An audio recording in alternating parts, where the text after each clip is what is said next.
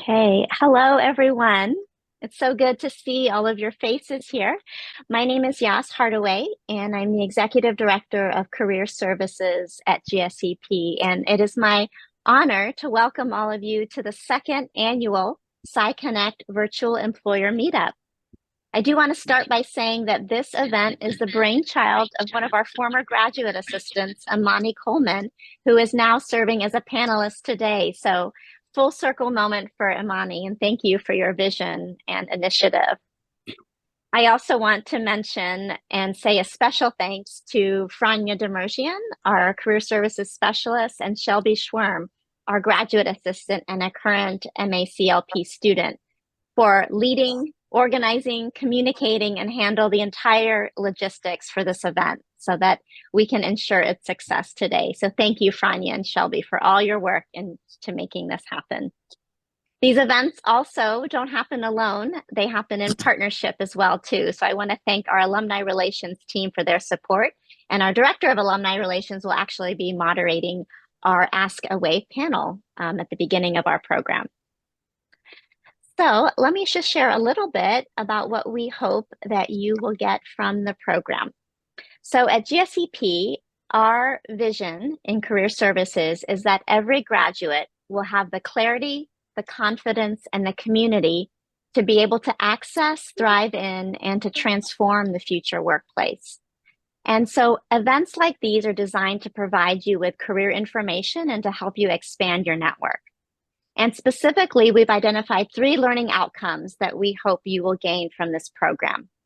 We hope that you will gain clarity about the next step in your career planning. You are going to learn about different types of organizations, different communities that they serve, different areas of specializations. And so it's a great opportunity to gather that information to help you clarify what would be the right fit for you.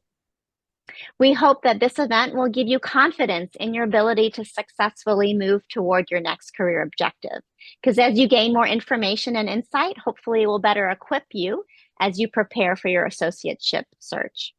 And then finally, we hope that this event will help you expand your network of industry professionals. We have alumni, we have partners of Pepperdine, we have industry friends that are here today, all of them who are committed to your success and want to see you be successful. And so we hope that this opportunity provides you with a chance to really expand your network. So let's talk briefly about what our lineup is going to look like. So we will kick off the program with our Ask a Wave alumni panel. And these are alumni who are in different stages of their career. So it'll be a great opportunity to hear from those who have recently graduated and are still an associate, to those who have become licensed, to those who have established their own practice. So it's a great opportunity to hear different perspective of what your career would look like down the line potentially.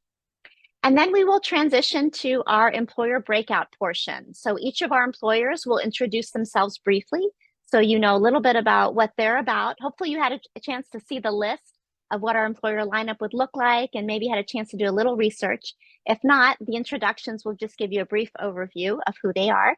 And then we will immediately go into breakouts, and you'll have an opportunity to go to 3 different breakout rooms.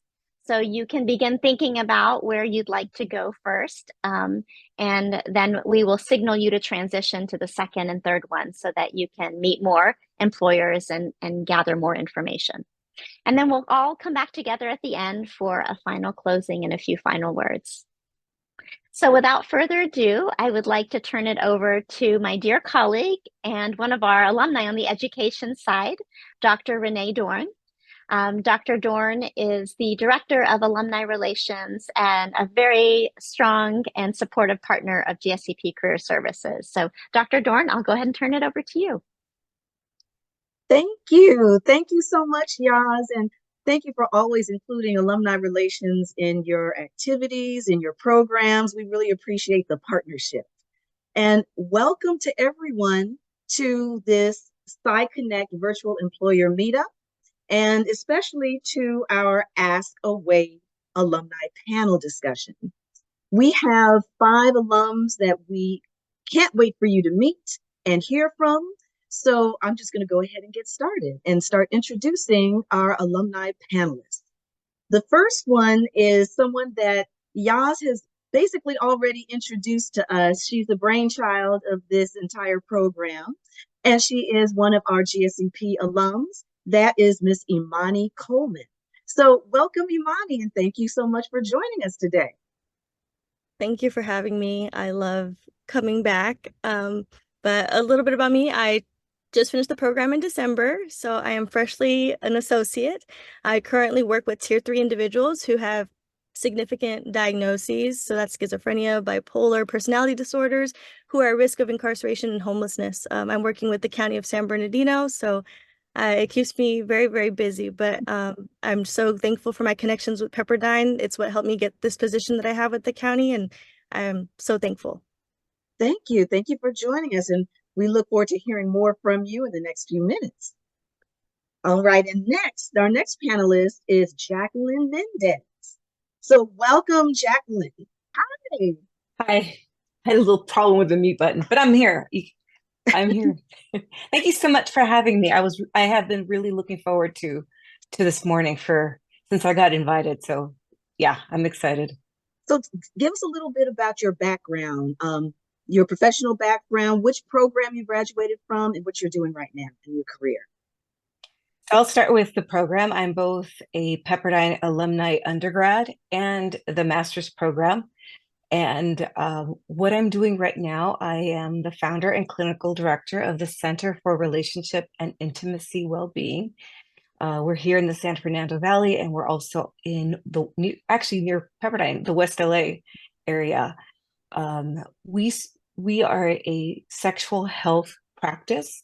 Most clinicians that work with us are either AASECT certified or in the process of wanting to be AASECT certified. So we provide that as part of employment. And we serve all sorts of people. I mean, all types of cultures, ethnicities, different religions. We also have Spanish-speaking clinicians. We also serve marginalized people. So we have a very strong BIPOC and DEI department. We work, I'm also part of ASIC's DEI department. So I always make sure that we work in tandem with both. Oh, that's excellent. That's wonderful. And that's very important. Yes. I'm gonna put you on hold for a moment because we're gonna introduce the other panelists, and then we'll come back to you to ask you more questions. So thank you so much for joining us. And our next panelist, another alum, and he's also one of our GSEP professors, and has his own practice, Jasmeet Bueller. Welcome, Jasmeet. Thanks so much for having me, everyone. I'm very happy to see some familiar faces on staff, but also familiar faces in the audience. I got a lot of former students in here, so I definitely appreciate being here. As you mentioned, I've been a professor here for a while. I've also been a therapist for a while. Now, the main way that I do therapy is through our practice called Align Online Therapy. It's an exclusively online practice where we see young adults and mainly focus in on relationships. And basically any type of relationship that they have, whether it's with family, whether it's a romantic relationship, anything else, that's kind of our main specialty. But we serve all kinds of things, anxiety, depression, and some of the other stuff as well. I think probably most relevant for the audience today, and those of you who've had me as a professor before will know, when I submitted my application to the BBS after completing my hours, I had 13 different supervisors before I got my license. So I moved around a lot and worked under a lot of different people. So any questions anyone has, happy to answer them about any of that AMFT experience. Wonderful. Thank you, Jasmine. Thank you so much for being here. Our next panelist, another alum who has her own practice, group practice. Her name is Tracy Bevington. So welcome, Tracy. Thank you for having me, Dr. Dorn and Yaz. I really, and Franya, I really appreciate being here. I am a blue and orange blood alumni. I love GSEP students because I went through the program in the West LA Evening Campus many moons ago. But I really trust in the program, and the students are amazing. I love hiring Pepperdine students and alumni. So I am the founder and president and an LMFT of Pacific MFT Network, or Pacific Marriage and Family Therapy Network. We started in 2016. I have about 27 clinicians right now and space for a total of 28 associates. So we have multiple supervisors, multiple licensed clinicians. People stay with us from associateship into licensure because they appreciate the space that we offer. So what we do is we have a private practice where each clinician comes in and can focus on their clinical work while I and the business focus on everything else. We do the marketing, we pay all the bills, we have tons of benefits. So it's kind of like being in a real job, but in private practice. You get health and welfare, 401k. We offer unlimited consultations within and outside the group. And like I said, we do all the marketing and everything so that each clinician can just focus on their clinical work. Diversity is incredibly important to us. As a person of color, I love hiring people of color. I like to represent every walk of life so that we can have a therapist available to serve just about any client. We also have therapists that speak, we have 5 different languages that we can offer to our clients as well. So actually it's 6, I forgot. So we've got Russian, Spanish, Portuguese, Japanese, French, and oh my gosh, I'm blanking on the last one now, but you get the idea. So I love being here. Thank you so much. I can talk forever, as you can tell. So I will stop now. Well, we thank you for being here, Tracy, and we're going to come back to you so you can talk to us a little bit more. So our last panelist that we have a pleasure of introducing is another GSEP alum, a recent grad.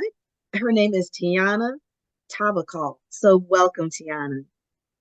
Thank you. And same as what everyone's been saying, I'm really glad to be here. I loved my time at Pepperdine, so seeing some familiar faces makes me happy. As I said, I graduated from Pepperdine's MACLP daytime program in Malibu in June of 2022. So those 2 years have just flown by. I was also the past president of the Student Government Association there. And for my professional background, I am a career changer. So I didn't start as a therapist, but in my late 20s went into it, and I'm glad I did. And since then, I definitely can't match Jasmeet's like 13 supervisors, but I have jumped around. So just to quickly summarize it, I did community mental health for my practicum at Airport Marina. And I did both adult individuals and groups with the transitional housing population and middle schoolers at the YMCA. When I graduated, that's when I did a few different private practices. So I got experience with both insurance private practices, private pay, ones that are a little bit of a mix of both, and what it means to get clients through those different methods. And then right now, I'm finishing up my hours at a residential treatment for teenagers at a place called Visions Teen Treatment, and that's just giving me amazing experience to go with my specialization with complex trauma and intergenerational trauma. And the last thing is just that I was on the executive board for LA Camp for 2 years, so I had a board position as the pre-licensed representative and founded the Middle Eastern North African Therapist Community Group. So I know way more about the BBS than I ever wanted to, so I can answer questions about that as well. And again, thank you for having me here. Well, thank you. Thank you, Tiana. Thank you to all the panelists for being here. So one of the first questions I want to ask, you told us a little bit about your background and what you're currently doing right now, but to give a little bit of advice to recent graduates or students who are preparing to graduate, how would you advise them to spend their time while waiting for their AMFT number? What should they be doing? Should they be looking for jobs or just give us a little bit of advice? I love mentoring as well. So this question, it gets asked of me all the time. So one of the things that is really important is if you want to go into private practice, find a mentor early. So if you can get out there and find someone in private practice that will mentor you, and then at the same time, potentially be your private practice supervisor, this will help you immensely. And apply for as many jobs as you can to practice the interview. Because once you get to your final destination, the one you want, if you blow the interview, it's just not going to happen and you've lost your chance. So those are my two points of advice. I have many more, but I don't want to. Okay, well, that's some good advice. Jackie, you had you wanted to mention something also. Yes, I think what Tracy said is essential. I also think that space is a good time to also start becoming curious who you want to serve and the specific, not necessarily the specific population, but the modalities that you enjoy. And read and ask questions and take all the student rates that you can from workshops and trainings. Those do go away and things get a little more expensive down the line. But I think this is also the time just to be very curious about yourself and learning about yourself and how you will be, how you want to be, that clinician you aspire to be. And then the second piece I'm going to add is getting clarity on self-care, getting clarity on what feels good to you, what nourishes you physically, mentally, emotionally, spiritually, because those are the things that will carry you throughout your career. So establishing those early will make a world of difference. Now, Jackie, you had mentioned think about the modality that you want to go. What do you mean by that? Can you go a little more detailed? Sure. So I work with a lot of students and I mentor a lot of students. And when I speak of modality, it's, what type, how would you like to serve? There's the client you want to serve, right? Within the population you want to serve. In my case, it's the field of sex therapy. But then how do I serve my sex therapy clients? Would I like to learn about EMDR, Gestalt, right? IFS, spirituality, which is one of the things that I work on too, is how do I bring spirituality into the place? Another popular one nowadays is psychedelics, right? So these are modalities that will support the how when you're clear with the who and the field, right? There's family, there's children, there's infants, there's a mother, postpartum, and those are all wonderful niches, but the modality is how you show up, what makes you feel like an expert, that you know how to serve someone. Oh, thank you. Thank you for that clarity, because that's very important to understand that. Imani, you had a comment about this as well. Yes, I think as a fresh grad, I've been out for like basically 6 months. The first thing I did, I got on a cruise and I left. The program is hard. We dedicate so much of our time to our studies and we push and we push and we finally get that gratification of getting the degree. And then we're already ready, like, where's the next job? What's the next thing? And so for me, it was important for me to take a break and just go on vacation for a week. And when I came back, I was ready and just pushing myself to, get those interviews done. And I was focused and I just was very refreshed. So I think it's important to get a vacation in before you really start to push after getting your associate number. You're waiting anyway to get it. Might as well take some time for yourself. And I think something too is apply to the job where you don't think is your best fit, because it could be. I never thought I'd be working with adults and I absolutely love it. I always thought I was going to work with kids. And I think I was just so afraid of what adults would bring. I'm a young therapist and now my clients are like 50 and 60 and they're like, who are you? What do you know? But that challenge has made me grow as a person. So I think it's great to have a niche, but since we're starting and we're baby therapists, you might as well dabble in it all because you have a lot of time to really narrow in. Well, that's some very good advice. Thank you. Tiana, yes. Yeah, one, definitely echoing her. I had that written too. Take a break if you have the privilege because it helps so much. And along with what you just wrote in the chat, Yas, the timing for it is such a therapist, like, it depends question. There are jobs that will hire you before you have your number. Sometimes treatment centers will hire you as a behavior specialist and they'll just pay you so you can have some money, but you won't get hours. But that's okay. At least you're getting warmed up and into it. But for the most part, a lot of places won't. And that's what they're saying of just do your research. Even if you're not doing the interview, start finding out the standards. Like, what are some standards in pay across different types of places? Standards of caseloads. How do those match with your capability of how much you need to make and how many clients you want to take? So just get an idea of that so you don't go in that interview blind, and you know how to stand up for yourself, and you can say no to them if you want to, because you're like, there's better places. Oh, that's very good advice. Thank you. Jasmine, you wanted to mention something as well. Yeah, and it's similar to what I want to echo what everybody else has mentioned, but also add on. I don't think there's a time when you can be too early. I think that, you know, really it's all about forming relationships in our field. And if you're interested in talking with a private practice, and that's, let's say, where you want to work, and that's the type of clients that you want to serve, you can talk to any one of us or any other private practice supervisors that are out there a year before you apply. And we kind of have you in mind. Now, when you come back, it's kind of like a funnel, I feel like, where everybody is applying all at once, but what makes you stand out? Well, we had a conversation a year ago about you working with us, so now I feel more confident about working with you versus this other person who I just talked to for 30 minutes. So I'm always a fan of just reaching out early, even if you don't have your associate number yet.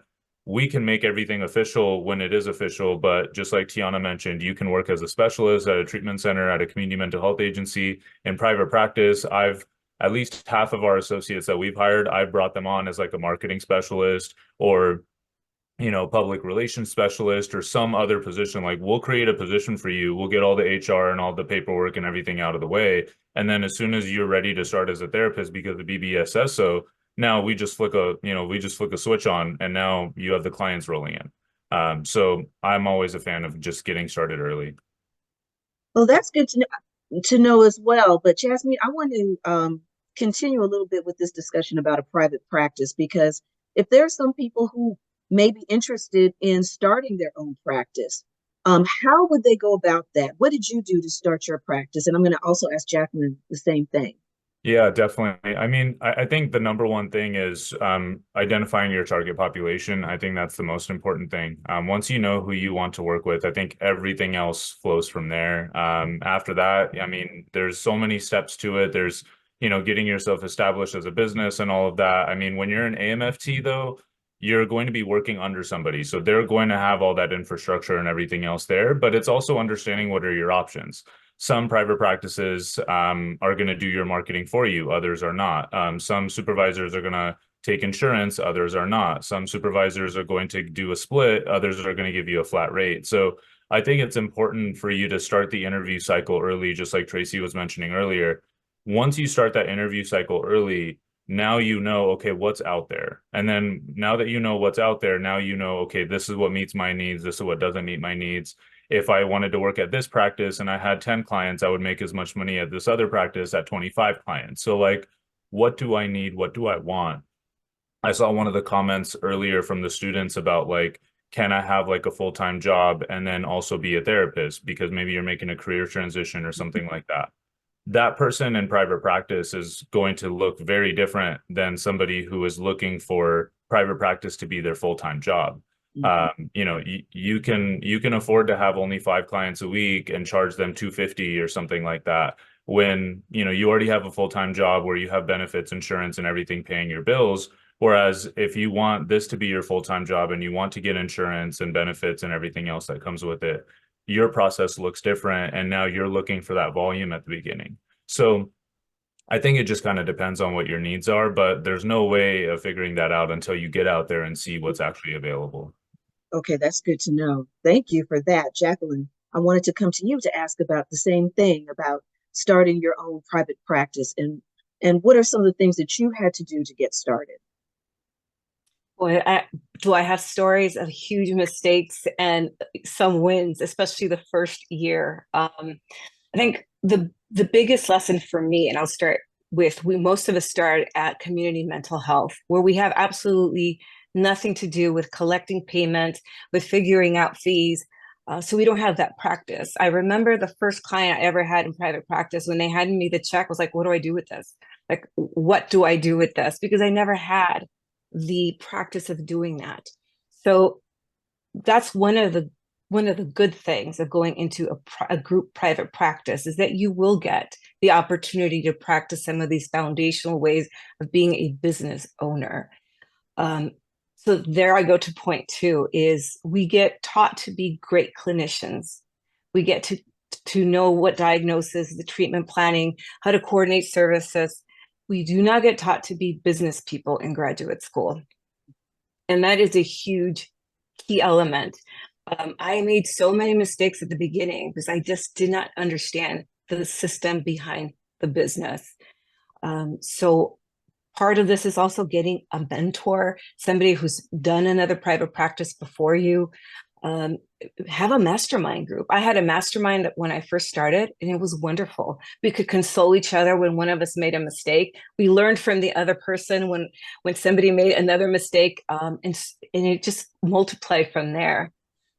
I also suggest a group practice where if you decide to leave the group practice, right, and start your own, that you have a supervisor, a mentor that will also support you in doing that. That's something that I like to practice at my group practice. It's like, if you're thinking of going, let me be part of it with you. Let me be part of the process so we can, it's wonderful. I now have another place where I can refer clients. I can now collaborate with somebody that also help me. We help each other. And I think these are all very important questions, right? And just like Jasmine was speaking, you want to start asking yourself, who do I want to serve? How do I want to serve? And on the flip side, it's okay if you don't want to go into private practice, right? Not everybody wants to do the business side of things. And that's okay too. I think sometimes, I know when I was in graduate school, there was that competition between those that wanted to not do their own private practice and those that wanted to stay with groups or nonprofits. It's like, this is also part of knowing yourself, what best serves me. Mm-hmm. Yes. And Tracy, I did want to come to you because I wanted to ask about, because you have a group practice.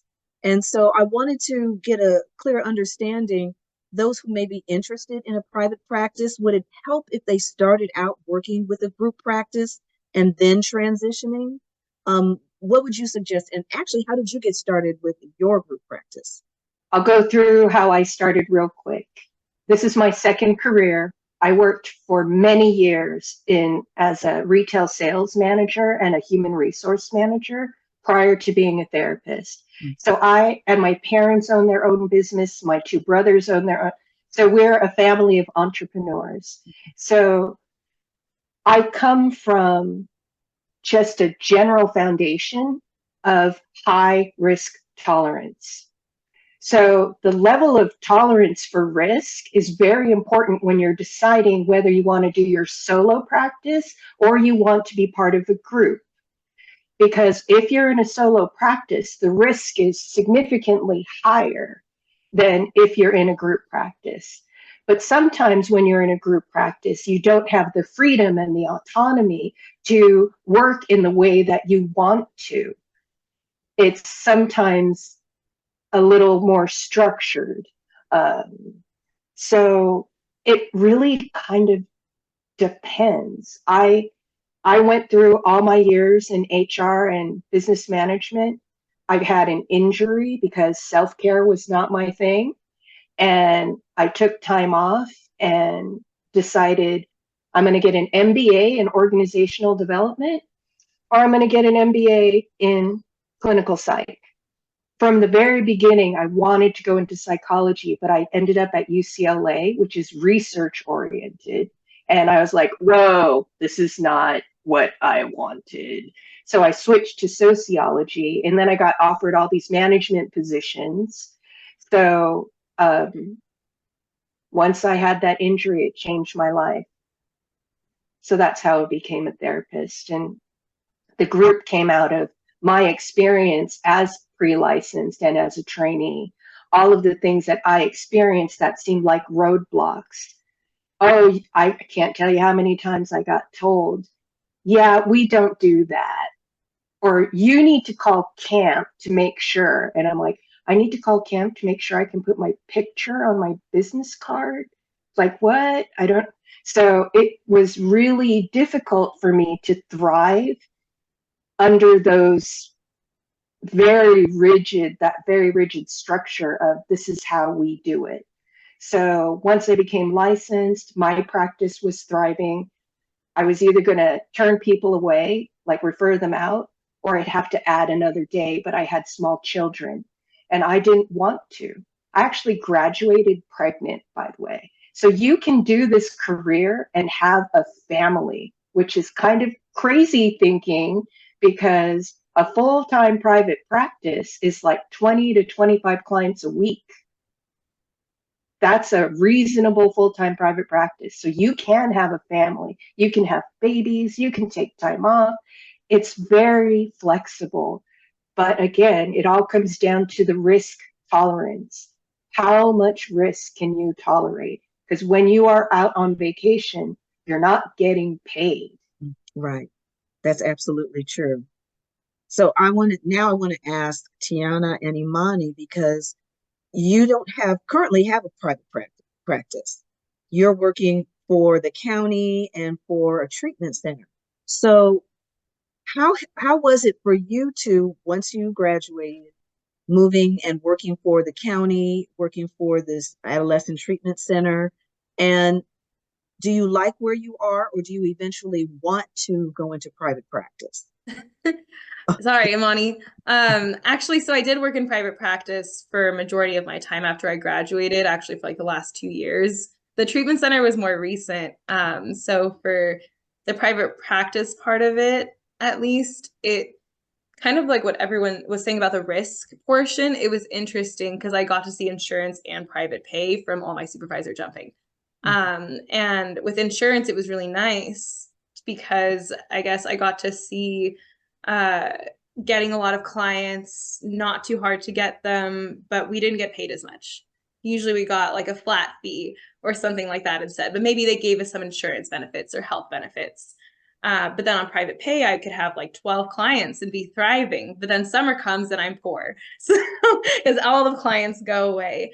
And so it was really good to see what it's like to go in it, to have the risk, to know how you want to do it. And they were all group practices. So exactly what Jacqueline was saying, and that you can get the training, you learn how to do simple practice, how they're marketing. I really did enjoy getting that before I do launch my own, because that is my inevitable goal once I get my license number. So I do recommend it, at least at some point. Okay, wonderful. Imani, you had a comment also. Yeah, I think for me, my decision was logistical. I got a scholarship with the HCAI, so I had to work in a specific population and I have to make that commitment for a year. So when I went for jobs, that's the main focus. But I also have a daughter. So I needed somewhere that was going to give me benefits, give me good insurance. I was going to be able to keep my Kaiser. I was going to be able to have a steady check coming in. And I wanted to move out of my parents' house. I'm about to turn 26. I was getting kicked off of everything, right? So for me, I needed security. So that's why I went in the route that I did with the county, because I do have that job security. However, I do know personally, I do not want to do therapy for the rest of my life. I love holding space right now, but I don't think I'll love it so much in the next 5 years. So I may go to the private practice and I really want to run it. I want to be a supervisor. I want to lean that way.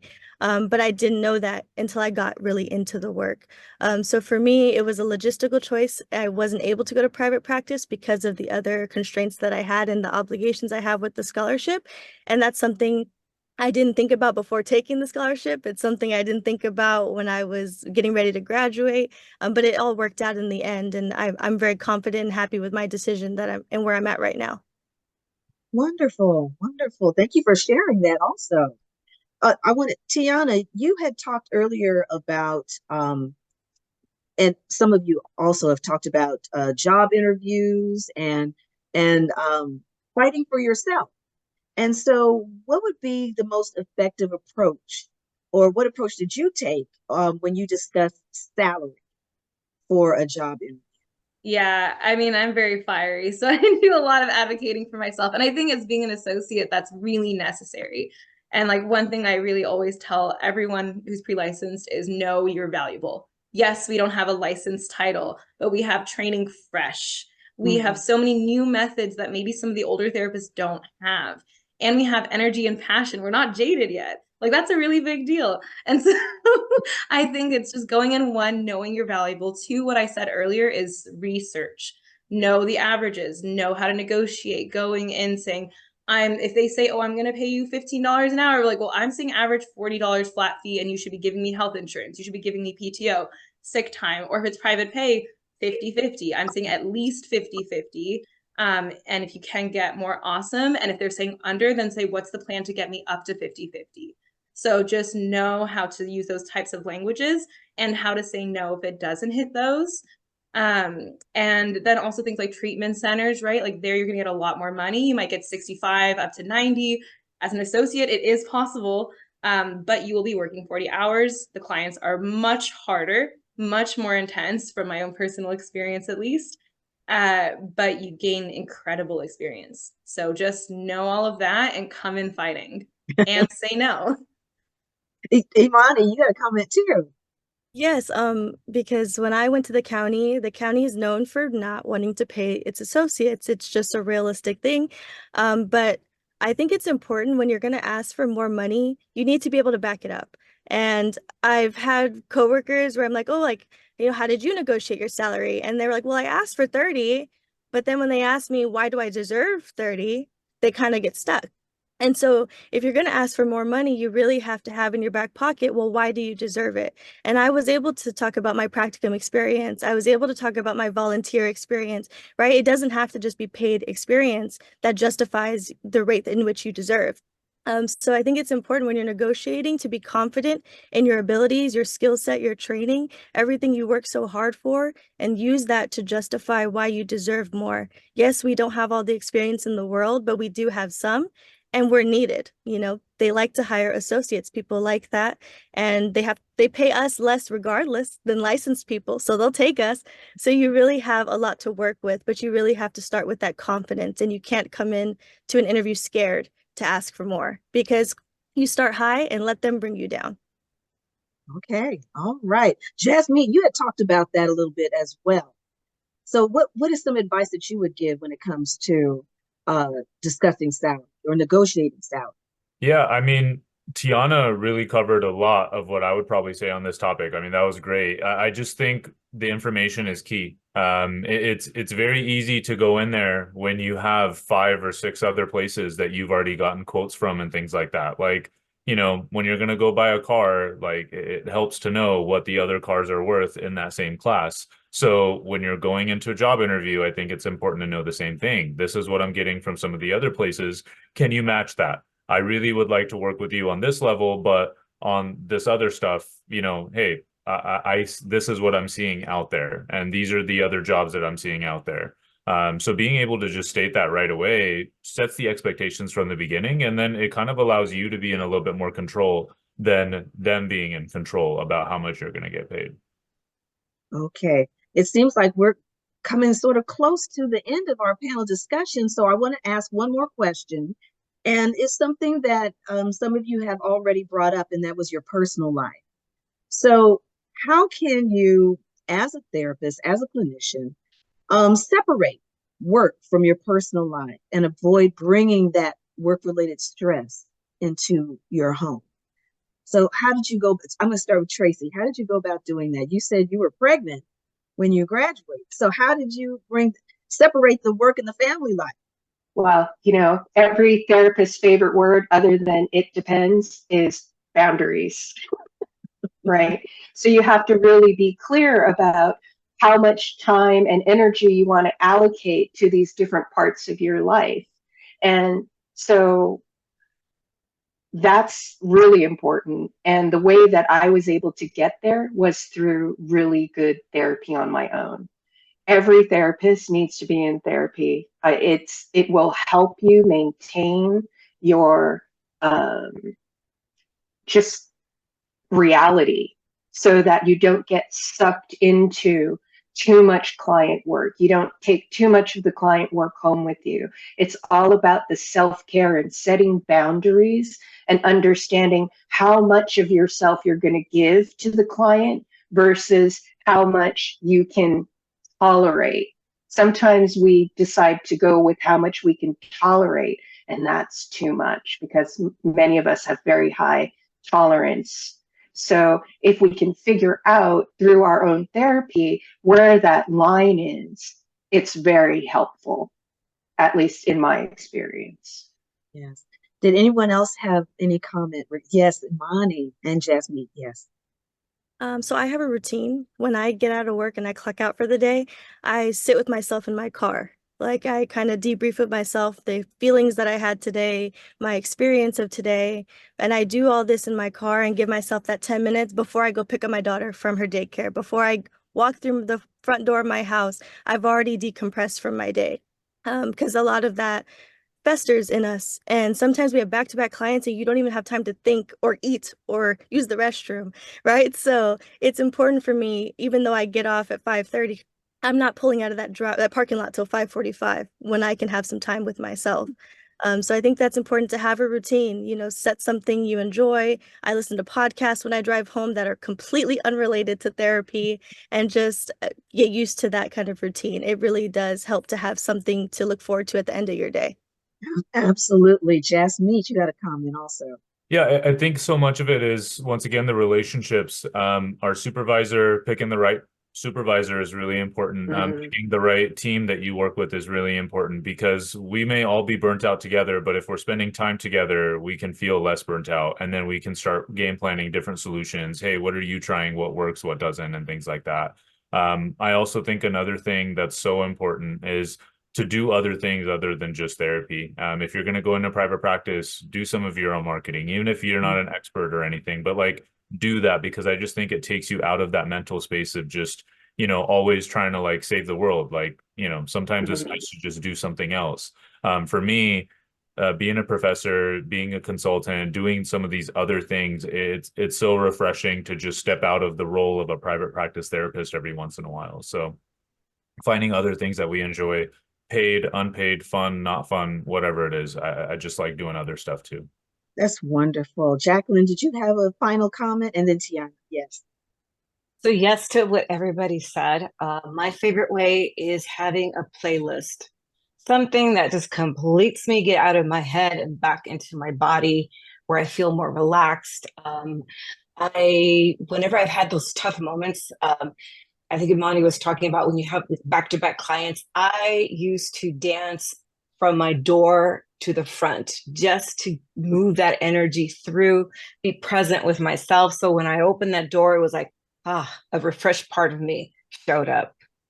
That's wonderful, wonderful. And Tiana, I'm going to give you the last comment. Yeah, I'll go fast. All right. As someone who's very visual and who's a planner, what I had to do is on my planner put blocks of free time. And so I have my Tiana time every Monday night. No one can socialize with me. I'm alone. It's great. And then I have mornings and nights. There's certain blocks that beyond those times on weekdays, I'm not going to see anyone. It seems like I'm free, but I'm not. And that also applies to work. So this way, when I was in private practice, when I had to schedule clients, if it was going to go there, I'm already blocked off. And now in this job, if someone wants to text me at 9 p.m. and it's not a crisis, not my problem. So just having the blocks really helps a lot for someone who's visual. Thank you. Thank you all for all of your wonderful advice and your comments and just sharing your personal stories with all of us about how you got to where you are today. And hopefully the advice that was given will be able to help everyone who is listening to this panel discussion. So I thank all of our panelists. Thank you, Imani and Jacqueline, Jasmine, Tracy, and Tiana. Thank you for being with us today. And at this time, we're getting ready to move into employer introductions. And so I'm just going to pass this over to Shelby. So Shelby, it's up to you. You're next. All right. Well, thank you, everyone. That was a wonderful panel. As a current MFT student, I learned so much. So thank you so much. And now we'll move over to the employer segment. So how's this going to start? I'm going to be calling out employers one by one for introductions. So when you hear your name, please have one of your representatives say the name of the organization, what positions you're hiring for, what types of services you offer, and what communities you serve. The questions are on the right-hand side of the slide in case you forget, and we'll be going in order as you see. So up first, I have access to prevention, advocacy, intervention, and treatment. Good morning, everyone. My name is Christina. I am the Interim Director of Forensic Services with APAT. That's how we pronounce it, APAT. So a lot of what we do is we're really inclusive. We serve folks that are part of the LGBTQIA community. And we recently also started working with forensic or justice involved individuals, specifically male individuals. So I oversee two programs that we have that, they're folks that are being released from custody and are provided mental health diversion programs. So instead of serving time in custody, they are provided rehabilitative services, and it's FSP services in a interim housing site. So it's part of the, I don't know if you folks know about this, the Care First Community Initiative that started off, I think, probably like 2021 or 2020. And the initiative was really to help close down the implementation, close down the jails and provide an alternative program for folks so that they are ready to reintegrate back into society. So right now we're currently hiring for clinicians working in our housing programs. It's similar to like a residential program because all the services are on one site. So we provide case management, therapy, psychiatry. We have resident aides. We have a program manager that oversees the entire programs and operations. But right now, like I mentioned, we're hiring for therapists for our South LA office, and a few of our downtown office were located in Koreatown. Awesome. Thank you, Christina. And then next we have Cancer Support Community Los Angeles. Hi, thank you. So we are Cancer Support Community Los Angeles. I'm Abby Espinosa, so I am the program coordinator. The positions that we are currently hiring for, we are looking for a bilingual community navigator, specifically someone who speaks English and Spanish and will help with our clinical program, specifically with Spanish-speaking folks. We also have a development assistant job, but that is a little different. And then what types of services we offer? So we offer free psychosocial services. This consists of educational webinars and workshops, social events, healthy lifestyle classes. And then our most popular program is probably our support groups that we offer. We currently have around 20 plus support groups. And then we also do offer brief individual counseling, which consists of 8 free sessions. They're 50-minute sessions with our trainees. And those are they meet pretty much every week. And then what communities we serve. So we serve anyone who has been impacted by cancer. This can be whether you're a person directly who has cancer, a caregiver, someone who's bereaved. So really anyone who's impacted by cancer. And then specifically, we do offer a few LGBTQ support groups. We also have some Spanish-speaking support groups. So we have just two Spanish groups that are facilitated in Spanish, and it is our just general people living with cancer group, and then a post-treatment group. Yeah, that's it. Oh, that's great. Thank you, Abby. And then we have Child Development Institute. Hi, everyone. My name is Laura Counts. I am the clinical director of CDI, as well as one of the clinical supervisors. We are an early intervention agency in the San Fernando Valley. We are looking for MFT associates, MSW associates, and we also are a practicum site as well. So we are always looking for trainees and currently hiring for trainees as well. Like I said, we provide early intervention, and that includes speech, OT, PT, mental health, child development, and social skills training for young children and their families. We use a dynamic DIR floor time approach that focuses on using play and attachment to support parents' goals and support child development. We also have a strong community presence and a lot of free services we provide for families in the San Fernando Valley. So there's a lot of community outreach resources and case management training as well in that. We serve the whole San Fernando Valley, so it's a wide variety of SES and different cultures. So we're always looking for bilingual, especially Spanish speaking, Armenian speaking, Hebrew speaking, but English as well. And I look forward to meeting some of you. Awesome. Thank you, Laura. Next, we have CRT programs. Hi, my name is Nicole. I'm the clinical director and clinical supervisor of CRT programs. At this time, we have 2 crisis residential treatment programs in the West LA area. Now we are actually opening up another 2 programs, which will be contracted through the Department of Mental Health, one of which will be in Downey and one which will be in Sylmar. Positions that we are hiring for at this time, associate, social work, as well as MFTs and case managers also. This type of services that we offer, it is a residential, crisis treatment program. So mainly medication supportive services, individual therapy, group therapy, as well as aftercare discharge planning services as well. As far as our population, I would say pretty high acuity. Many of our clients are homeless. They may struggle with schizophrenia, bipolar disorder, major depressive disorder, and so forth. Okay, great. Thank you, Nicole. Thank you. Thank you. Up next, we have Guiding Youth. Hi, good morning, everyone. My name is Melissa Kagan. I am with Guiding Our Youth, STRTP, and also representing our sister agency for the future, STRTP. STRTP stands for Short-Term Residential Therapeutic Program. We have 3 facilities here in Ventura County. We serve at-risk foster and probation youth who are 13 through 17 years old. They come to us with very extensive trauma narratives. And while they reside in our facilities, we also facilitate all mental health services in the home to them.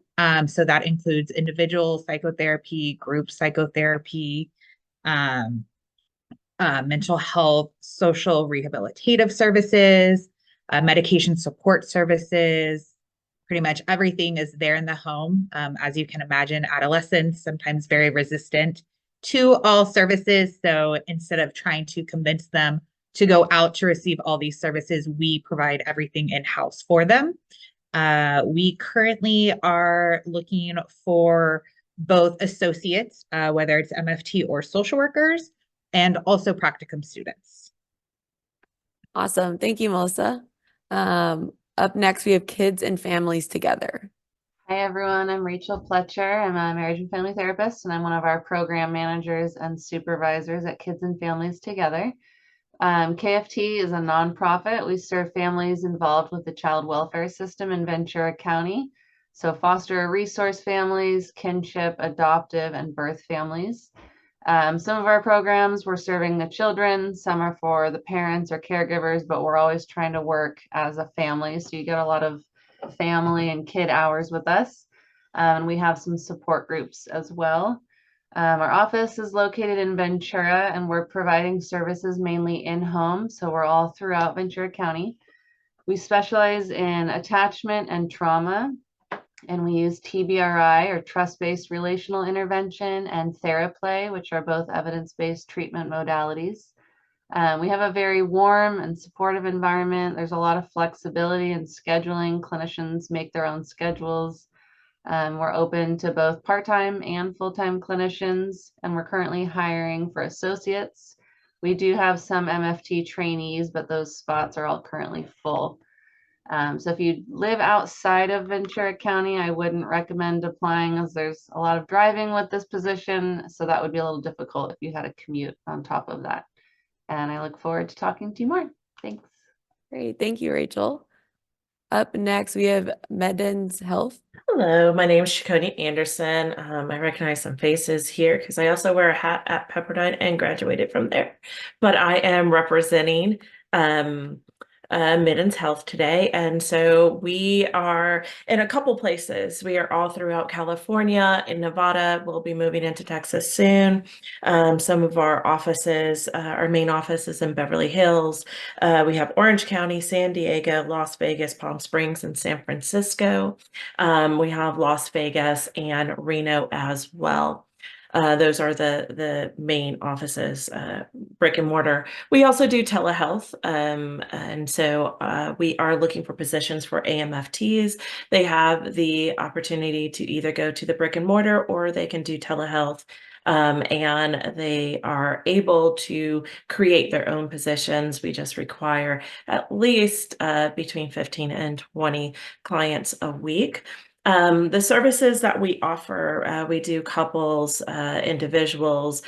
We do have individuals that work with the pediatric age group as well. We have multiple supervisors, including myself, that cover multiple different things. We do offer EMDR. We also offer medication management, and we do test and assessments for multiple different assessments that are out there. And then the communities that we serve, it is very vast, from our youngest at like age 5 to some of our older populations at age 75, and the what they're coming in with is very vast. We have everything from bipolar, your anxieties, your depressions, as I mentioned before, couple work that comes with that, and then anything from issues around weight management as well. Awesome. Thank you. Up next, we have OK Humans. Hi, my name is Alumni. I'm the team lead at OK Humans. We are a private group practice, and we are hiring associate and licensed therapists. So we hire marriage and family therapists, professional clinical counselors, and clinical social workers. We offer individual and couples therapy, both in person and virtually, and we see ages 13 and up. So we serve a diverse community. Our mission is to provide therapy that's more approachable, more accessible, and more affordable. We are located in Brentwood, so most of our clients coming in are in their 20s to 30s. We see a lot of high-functioning working adults. We are partnered with a few insurance carriers, and for those clients who are out of network, we do submit claims on their behalf so they can receive reimbursements. We have a full-time administrative team that supports our clients as well as our therapists. And in addition to the hourly rate, we do offer a benefits package available to all of our employees. Yeah, I look forward to meeting you all in the breakout room to tell you a bit more. Thank you. Thank you. And then Silver Lake Psychology. My name is Barbara Green. I work for Silver Lake Psychology. We actually started in Silver Lake, California, and we grew throughout all of the state of California. We're now in Virginia, Colorado, and Tennessee. We take associates, MFTs, LPCCs, PsyD associates, which I know that's not in your realm, and then also the social workers. We take insurance, so we're salaried positions. We offer W-2 positions and 1099 positions. For our W-2 positions, we do offer full benefits. There's several different options as far as pay ranges go.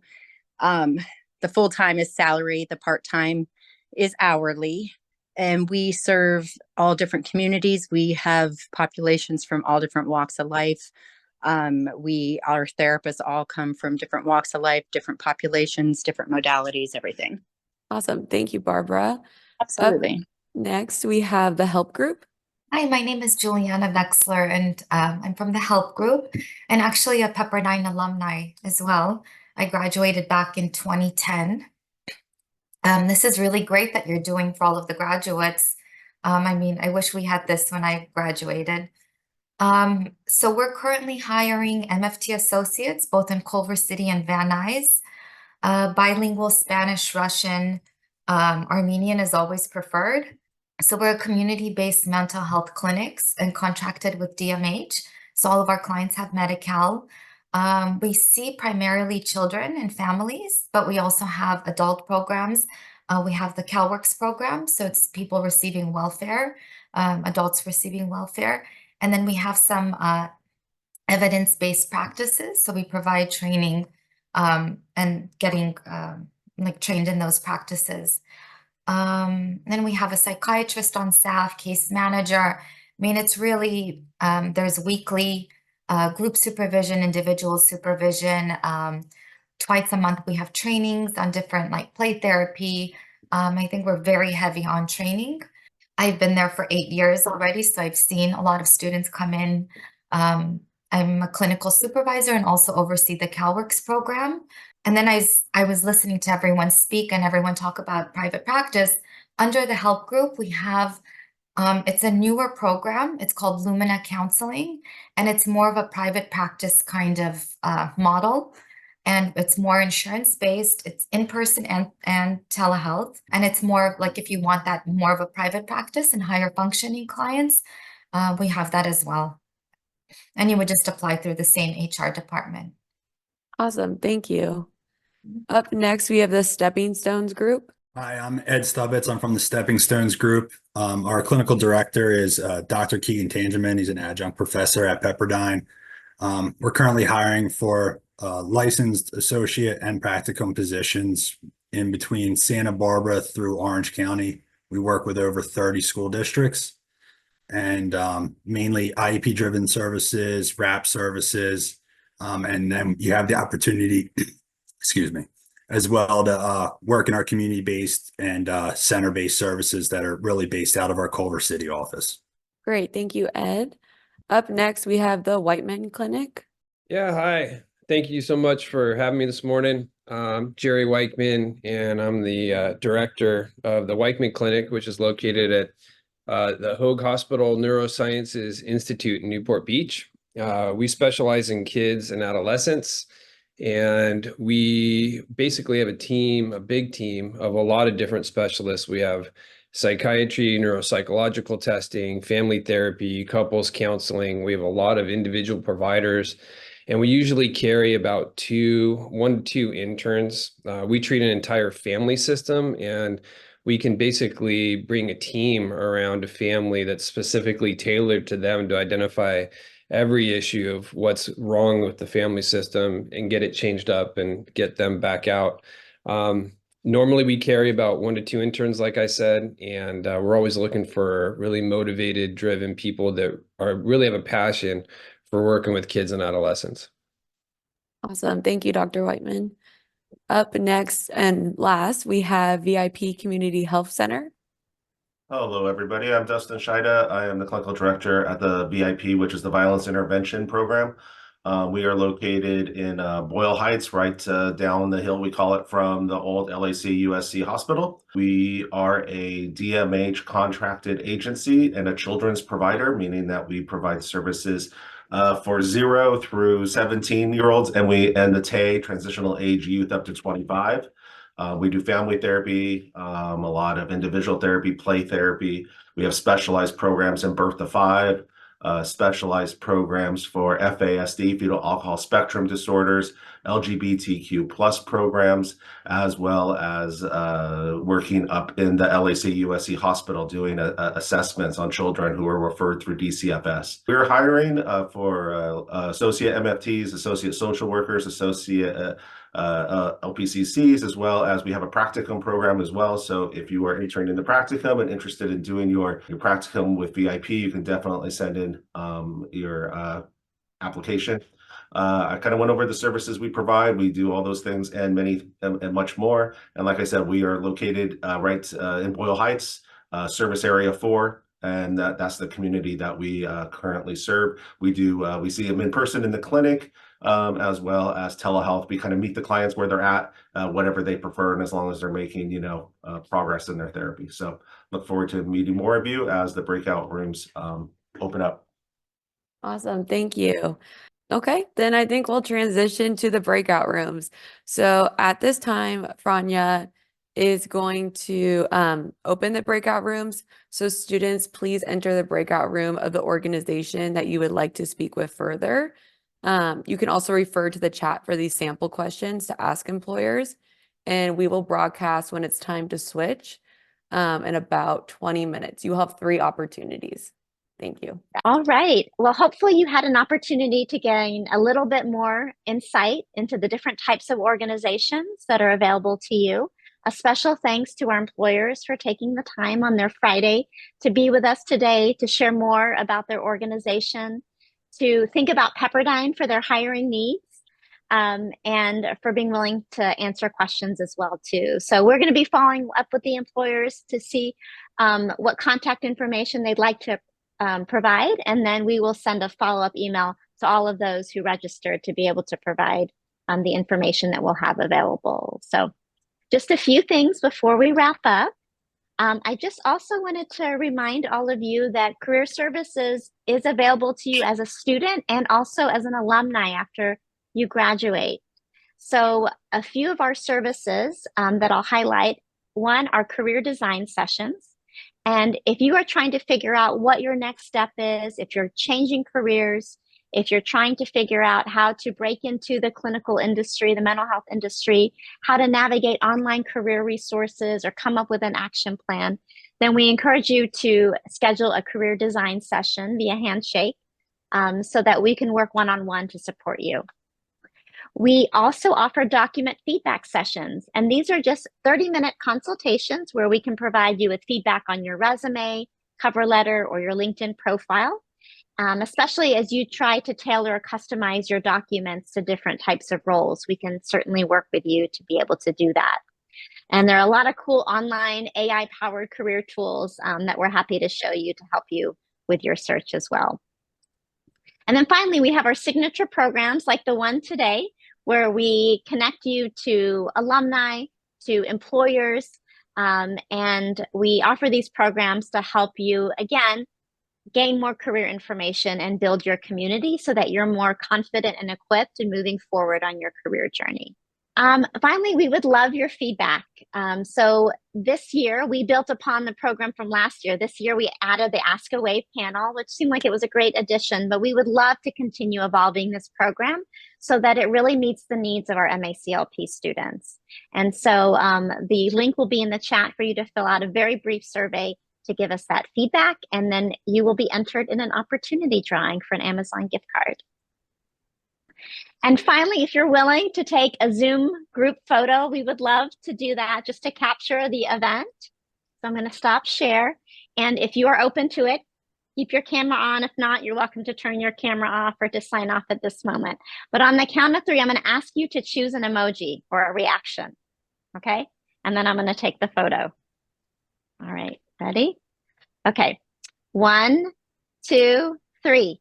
Well, thank you all for taking the time to be here today. Hope you have a wonderful weekend. And just remember that the support doesn't stop today, that we are here to walk alongside you in your career journey. And thank you again to employers.